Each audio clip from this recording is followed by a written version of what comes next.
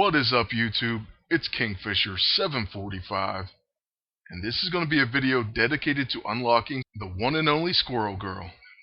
Now, in order to unlock this character for purchase for 90 command points, you must complete 10 covert tasks. This video is going to show all 10 of those tasks and what you must do to complete them.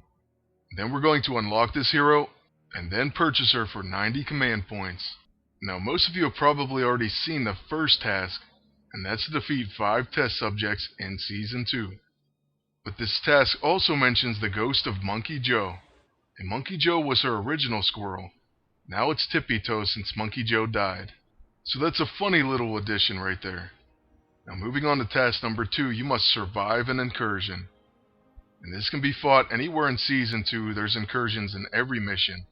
But it would be best to go ahead and fight this in Mission 1. And that's because the third task is going to be to defeat Sugarman. Sugarman is the boss of Season 2, Mission 1. I'm sure most of you have already defeated him multiple times, but if for some reason you need to skip this task, it does cost 10 gold. You're given a command point once you complete it. And now task number 4, you must collect 15 Acorns. And Acorns drop throughout Season 2. This task may take a little while, but you'll want to use a character like Quicksilver or Iron Patriot, or any weapon that hits multiple times. I believe that'll help you get Acorns faster, but once again, that isn't confirmed. It just feels like that helps out. Now task number 5, you must win 3 PvP battles. So go ahead and win either in a tournament or you can play practice battles. Whatever you prefer to do. Then we're moving on to task number 6. You must defeat 15 Hellfire Club soldiers in Season 2. And I actually found 15 in Mission 3, which is probably the best and most efficient way to complete this task. And that's because task number 7, you must defeat Dragoness, and she's the boss of Mission 3 in Season 2. And the reward for this task is actually not a command point. Instead, you're going to gain access to a new blueprint, and that's to go ahead and make this squirrely talkie.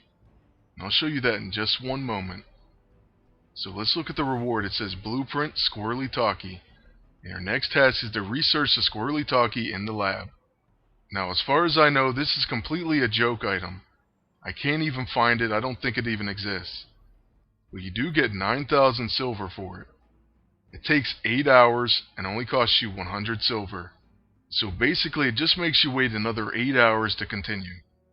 So let's skip forward to when the research is completed. Now we're going to show a little bit of dialogue, and I left out a lot of it. The main reason for that is because I didn't capture the video footage of it. And that's just because it pops up at random times. But the dialogue is pretty funny throughout. And to me, this is one of the funnier moments of it. So I'll go ahead and let that roll, and then we're going to get back to the task list. Also, I include a little bit more dialogue later on. I'm really not sure what the point of all these tasks are if you just have to pay 90 command points for the character anyway. But I think it is kind of funny how they incorporated this character into the story. She does seem like a running joke in comic books. Like they say she's defeated some of the most powerful villains, as well as some other very tough characters in the Marvel Universe. Will it translate over to the game? We'll just have to find out. For Task 9, you must complete the Rogue and Gambit heroic battle in Season 2, Mission 1. And once you complete this, you're going to be given 5 command points as a reward. So yes, you will need to have Rogue and Gambit recruited to complete this heroic battle. And you're also going to need Gambit anyway to do the last task. You must defeat the Fixer in Season 2. And that's going to be in the Premium Mission, Mission 6. After you defeat the Fixer, another dialogue will pop up. And this is basically going to lead into finishing the last task and recruiting Squirrel Girl. In just a moment, she's going to mention her new squirrel, which is Tippy Toe. And you can see Tippy Toe because she has a ribbon. At least I think it's a she. And her original number 1 squirrel was named Monkey Joe. But that's why they showed Monkey Joe's ghost, because he did die somehow. I'm not quite sure how though. I assume in some kind of heroic battle or something. But you never know with this character. It could have been like he was just crossing the road and got hit by a car or something stupid. But there you see the reward for task number 10. Recruitment is available, and you also gain 5 gold from completing it. So in just one moment, we're going to go ahead and take a look at the recruitment page. We're going to look at all of her abilities, and then we're going to pay the 90 command points and recruit her. So this is apparently her modern costume. It is a scrapper. It has a passive called Super Squirrely.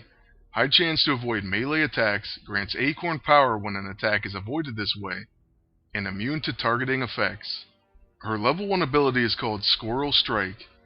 It is a melee unarmed attack, has Pain Train, causes pain, applies exposed to targets with pain, and wide open to targets with exposed. It also causes exhausted. Her level 2 attack is Furi. It is a summon attack, so it does not trigger counter or retaliation effects.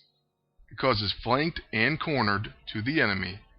It has Acorn power times 3, so it increases attack, chance per stack to counter when an ally is attacked, and stacks up to 3 times. So this does grant 3 times Acorn power on you from using it once. Her level 6 ability is a quick action called Nuts to This. It requires and consumes 1 Acorn power to use. It has a 25% chance to miss apparently, and then it has Nutty, 20% chance per stack to gain an extra turn after attacking, and stacks up to 5 times, and there's no cooldown on this ability. Then her level 9 move is a melee unarmed attack once again. It has deadly crits, it's stealthy, has brutal strike, and something called Nut Up or Shut Up. Consumes all stacks of Nutty for extra damage, and it will not grant an extra turn. So far she seems like an interesting character, and I'm looking forward to testing her out. I think that her and Electra both have some anti-melee moves, so they could work well together, especially against the Dragon's Foot and those type of teams. After I level her up, I will make a review, so please stay tuned for that. Also, there will be an Electra and Ares review coming very soon. I believe I recently trained Electra to level 11, and Ares is on his way to 9. I also plan on doing a team up of those two, so it should be in an upcoming Team Spotlight episode. Lastly, as far as updates, I will have 2 more score challenge videos, and those will be posted really soon, possibly even tonight and tomorrow morning. But right now we're going to show the recruitment dialogue for Squirrel Girl, and then that's going to be the end of the video. I really hope it helped, and I hope you enjoyed it. I want to thank you for watching, and ask you to please like, comment, and subscribe if you want to see more videos.